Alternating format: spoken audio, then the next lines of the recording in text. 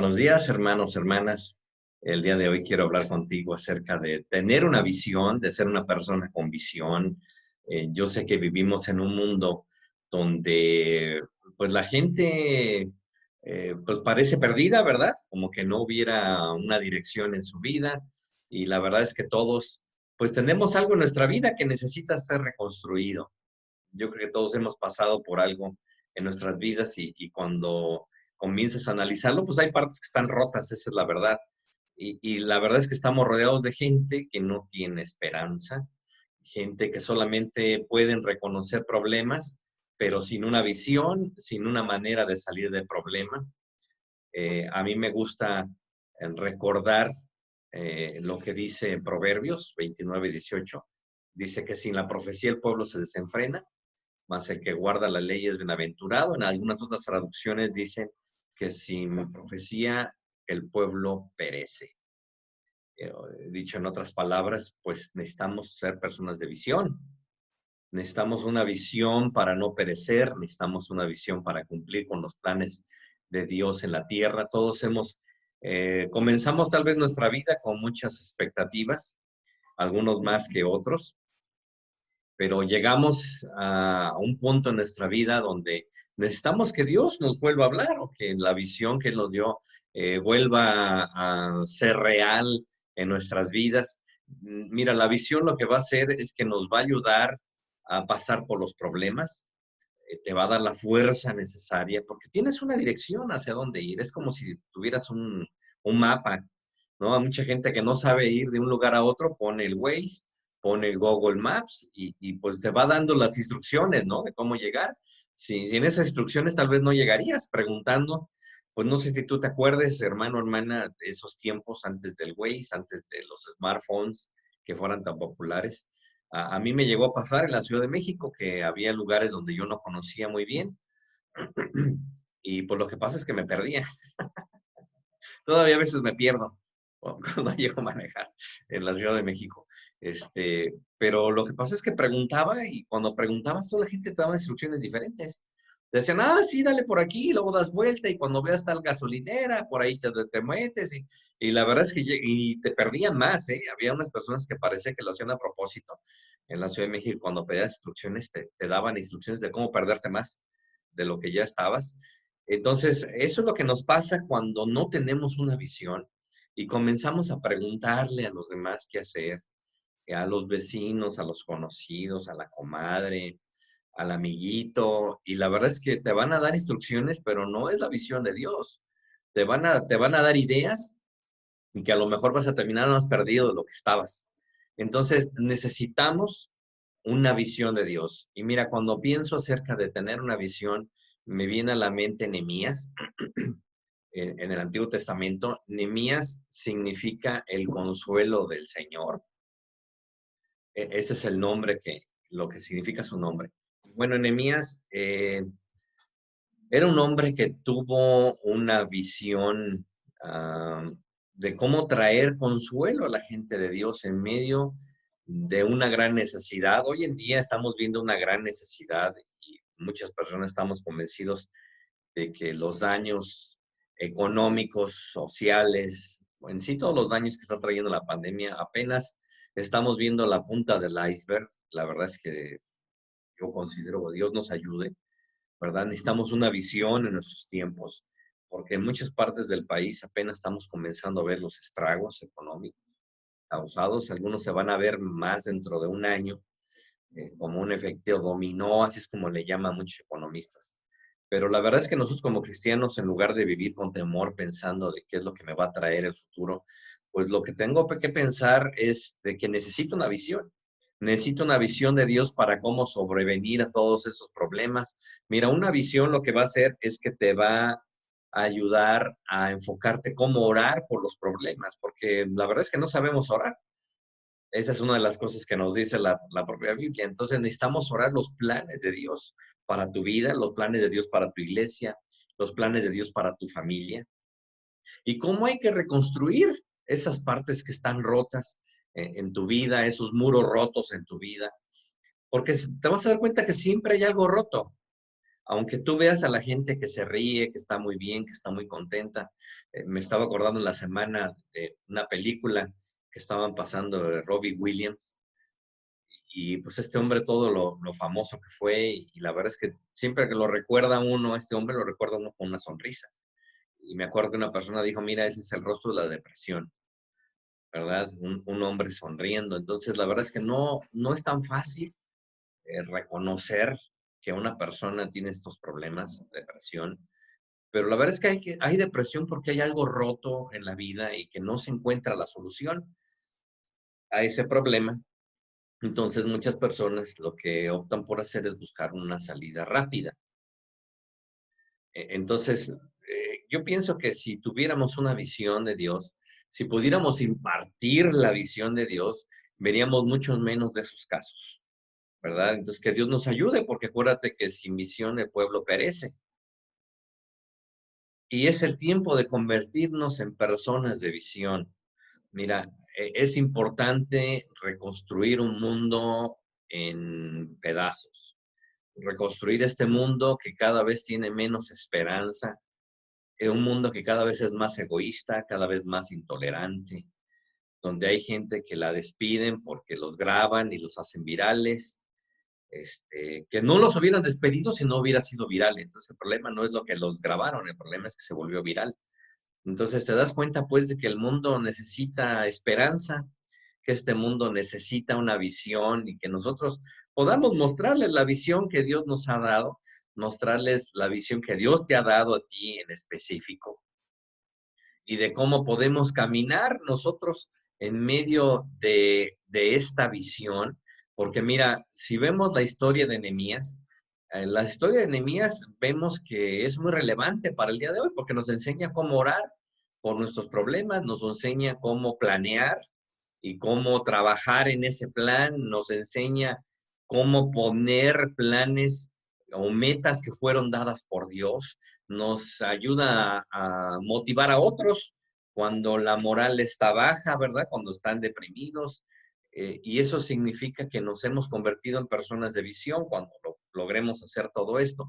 Mira, quiero leer contigo un pasaje de la escritura de Nehemías precisamente. Y dice así, palabra de Nehemías, hijo de Acaías, en el mes de Quisliú, en el año 20, estando yo en Susa, capital de reino, que vino Hanani, uno de mis hermanos, con algunos varones de Judá, y les pregunté por los judíos que habían escapado, que habían quedado en la cautividad por Jerusalén, y me dijeron, el remanente, los que quedaron de la cautividad allí en la provincia están en gran mal y afrenta. El muro de Jerusalén derribado y sus puertas quemadas a fuego.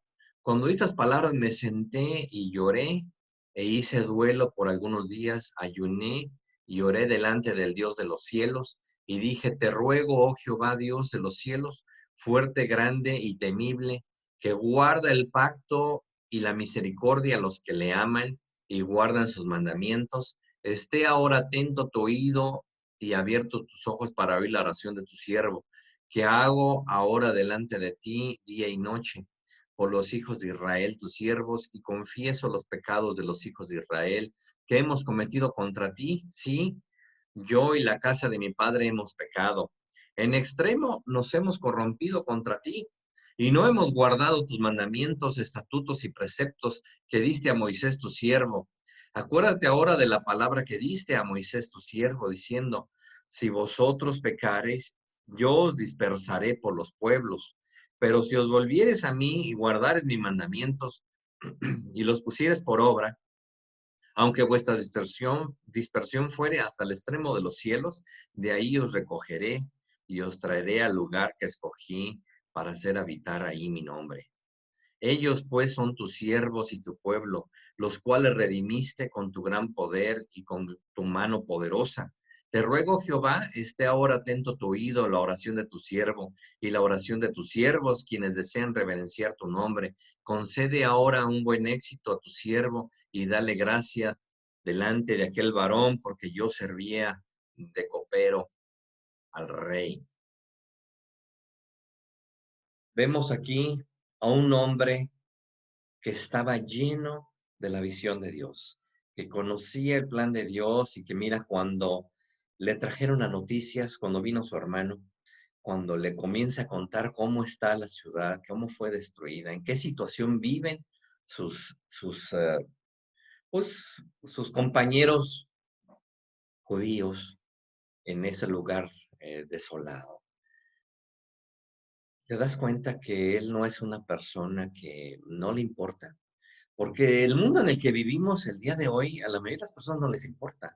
Mira, algunos dicen que el peor sentimiento que podemos llegar a tener como cristianos no es el sentir resentimiento contra nuestros vecinos, contra la gente en nuestra ciudad, sino sentir indiferencia. Oh, sí, mira cómo viven. Ah, pues allá ellos. Ay, que se arrepientan, ay, que los juzgue Dios. Mira, desgraciadamente sí, sí es algo común que lleguemos a sentir indiferencia.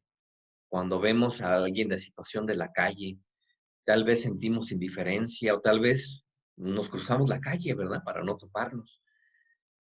La verdad es que a mí me agrada mucho cuando leo este pasaje y veo que Nehemías, pues era un hombre que no fue indiferente a la necesidad. A veces somos indiferentes a la necesidad.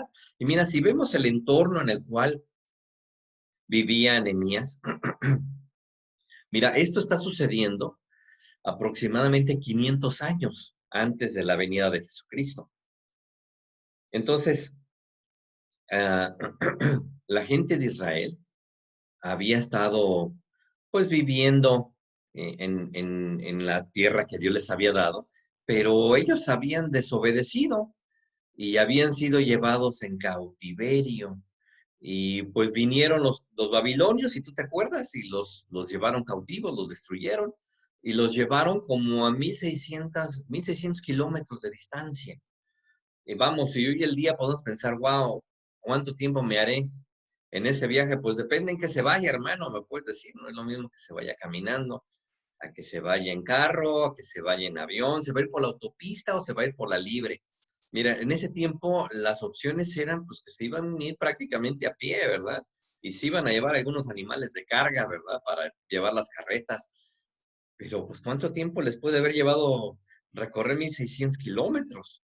La verdad es que el viaje que hizo su hermano con algunos vecinos, o sea, fue un viaje peligroso, fue un viaje largo.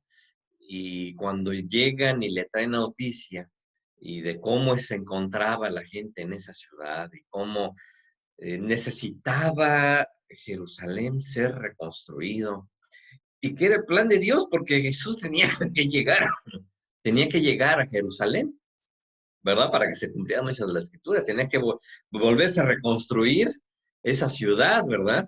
Entonces era parte del plan de Dios. Pero fíjate, Nehemías no fue un hombre que fue indiferente a la necesidad, inmediatamente comenzó a sentir que ardía en su corazón el ayudar, el reconstruir, ¿verdad? No se quedó cómodo en la situación en la que él estaba. Él pudo haber pensado, la verdad es que a mí me va bien.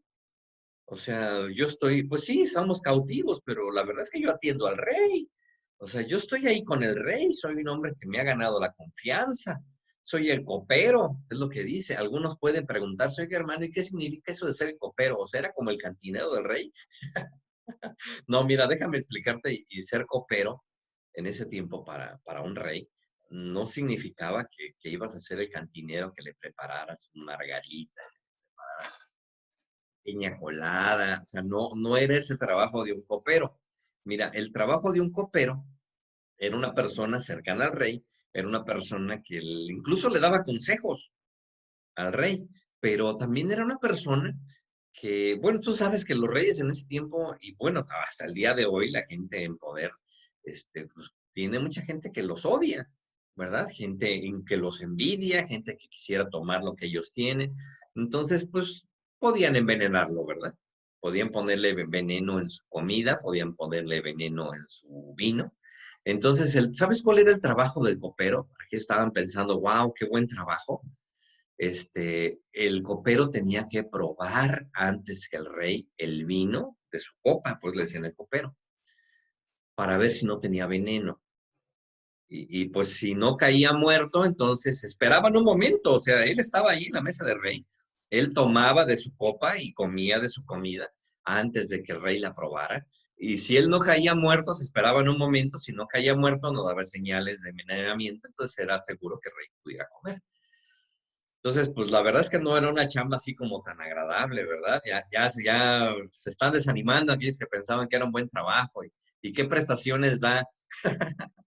Pues la verdad es que sí era una posición de importancia, pero era una posición también de un gran riesgo.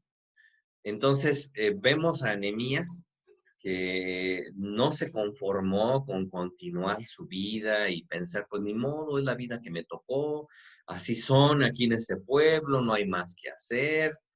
¿Sabes qué fue lo que él pensó? Pues es el tiempo de que regresemos a reconstruir el templo que fue derribado, a reconstruir la ciudad que fue derribada. Y tal vez es el tiempo, hermanos, que pensemos que es el tiempo de reconstruir nuestra vida. Tal vez la vida no sucedió como tú hubieras querido, o a veces piensas, es que si hace 30 años yo hubiera tomado tales decisiones, yo ahorita estaría en tal situación, o no me encontré en la situación en la que me encuentro. Bueno, hermano, no podemos cambiar el pasado, pero sí podemos reconstruir. Si tu vida te ha llevado a una etapa en la cual hay zonas destruidas, derribadas, o tus propias emociones, o necesitas perdón de Dios, o necesitas perdonar, o necesitas reconstruir, es el tiempo de que tomemos una visión, así como Nehemías, y digamos, es el tiempo de reconstruir, Señor. Reconstruir este templo. Así como se reconstruyó el templo de Jerusalén, yo necesito que reconstruyas este templo, que vuelvas a unir esas relaciones que se han destruido a través de los años, que vuelvas a construir, Señor, esa alegría, ese gozo en mi vida, y Señor, que todas las frustraciones que yo he tenido se vayan y queden atrás, porque tú vas a reconstruir. Mira, eso fue lo que pasó en el tiempo de Nehemías, que eh, ellos habían intentado, los judíos habían intentado reconstruir, pero habían sido destruidos nuevamente. Los babilonios llegaron como en el año 586 a.C. y destruyeron la ciudad. Entonces los intentos por reconstruir la ciudad habían sido frustrados, ¿verdad? Y la ciudad, Jerusalén, era una ciudad en ruinas. Y la verdad es que para hacer algo así, de querer llegar a un lugar, para querer reconstruir una vida destruida, se necesita una visión de Dios, porque la verdad es que no es una visión agradable. Cuando tú ves una persona que todos sus sueños se han destruido, pues no es una persona precisamente alegre, es una persona en depresión, es una persona que lastima a los demás que lo rodean, porque han sido lastimados, y pues que necesitamos que Dios haga un milagro en nuestras vidas, pero para que Dios haga ese milagro necesitamos una visión de Dios. Es el tiempo de recibir una visión de Dios, hermano, hermana. Hoy es el tiempo que tú recibas esa visión de Dios, que es el tiempo de reconstruir tu vida. Es el tiempo de levantar esos muros otra vez, ¿verdad? Pero no unos muros de aislamiento, sino unos muros protectores. Hay gente que sí ha levantado muros en su vida, pero son muros para aislarse del resto del mundo, que nadie los pueda tocar, que nadie los pueda volver a lastimar, cuando no están pensando en la reconstrucción del templo. Y Dios necesita reconstruir este templo. Necesita que sea un lugar de alabanza. Nuevamente, necesita que tus hijos puedan ver ese lugar de alabanza. Entonces, es el tiempo de ver que Dios va a hacer algo en nuestras vidas, que es el tiempo de usar todo lo que Dios te ha permitido tener para reconstruir. Mira, el copero, más allá de ser alguien que solamente probara las cosas antes de que el rey las probara, si lo comparamos a una posición del día de hoy, sería como ser un primer ministro, ¿sí? Entonces, también tenía influencia en las decisiones del rey. El rey le pedía consejo. Después de todo, ponía su vida en riesgo cada vez que el rey quería probar algo. Entonces, era un hombre que tenía autoridad y que Dios quería utilizar esa autoridad para que ellos pudieran reconstruir el templo. Mira, él pudo quedarse cómodo y decir, pues yo ya tengo autoridad, yo puedo vivir mi vida, pues allá aquellos que se quedaron allá, ¿para qué se quedan allá? ¿Para qué se quedan ahí? ¿verdad? Ellos viven la vida que decidieron vivir. Mira, la verdad es que esa es una decisión, esa es una frase sencilla de decir, pero necesitamos que Dios ponga una visión en nuestras vidas para reconstruir primero nuestras vidas, ¿verdad? No podemos ver la paja de nuestro hermano cuando yo tengo una viga en el mío. Necesito que Dios reconstruya mi vida primero, antes de que yo ayude a reconstruir a los demás. ¿Y a quiénes Dios te va a dar la visión? ¿A quiénes Dios quiere que tú ayudes a reconstruir? Pues la verdad es que este mundo es un mundo que se está cayendo en pedazos, donde las familias se están desintegrando, donde cada vez el divorcio es lo más común y las parejas jóvenes pues ya ni se casan, ¿verdad? No se divorcian, simplemente se dejan. La verdad es que vivimos en un mundo en ruinas, esa es la verdad. No, no es el gran tiempo que nos tocó vivir de los grandes avances tecnológicos. Más bien, parece que la tecnología nos estuviera alejando cada vez más de Dios, ¿verdad? A esta juventud que luego les dicen de cristal, la verdad es que no sabe nadie ni cómo llegarle a esta juventud, que con todo se rompen, con todo se ofenden. Necesitamos que Dios nos dé una visión de cómo poder alcanzar a esta nueva generación y Dios te quiere usar a ti.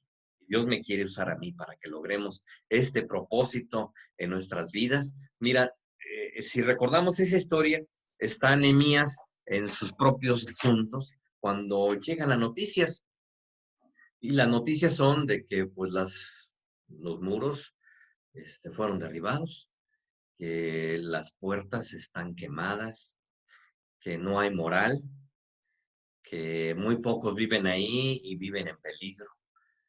Y algo comienza a arder en el corazón de Nehemías. Y tú lo ves por esta oración, ahorita vamos a hablar de la oración.